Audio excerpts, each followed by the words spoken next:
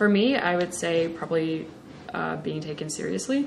So part of it is that I didn't have any formal background in nuclear weapons or nonproliferation, but I was still, my application was still accepted, and so I got to come here, and part of it is very educational.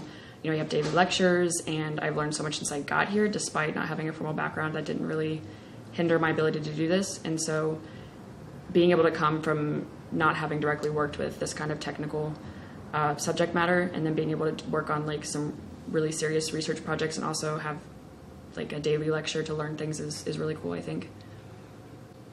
So I think there are very few opportunities to do internships in international security, which is professionally what I want to work in. And so I think having the opportunity to do an internship that is half educational and half practical, I think is really important, because you're spending time not only getting a work experience and research experience, but you're also learning a lot.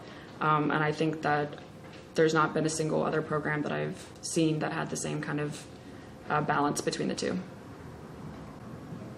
I personally learned a lot about India and Pakistan, which I had no formal knowledge of prior to coming here. And so when my first assignment involved India's missiles, I learned not only a lot about India's missile program, but also their civilian space program, which is how their missile program was born, which was really interesting. And then through that, I learned a lot about missile technology and the differences between different ballistic missiles. And I learned a little bit about deterrence theory through that.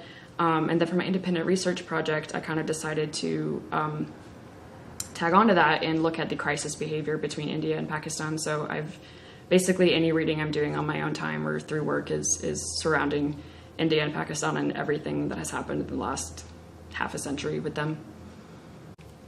So usually we come in between 8:30 and 9.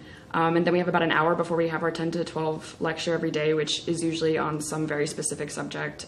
We talk about export control and nuclear security. We talk about nuclear terrorism.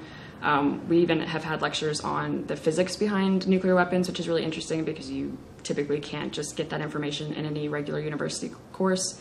And then after that, we usually have a lunch break.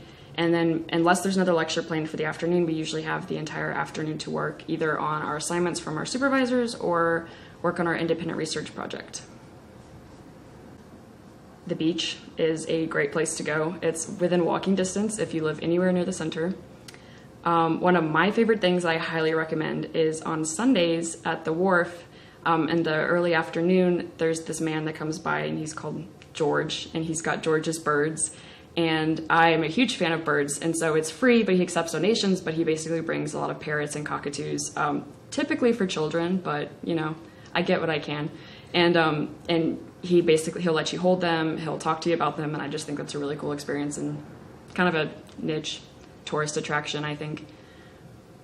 I recommend this to anybody who has a professional interest in nuclear weapons, nonproliferation, international security, because the resources here are really unparalleled. Like, we have access to a lot of electronic resources and the Middlebury Institute's library, which is phenomenal, and also just opinions from experts, and our supervisors are experts in their field.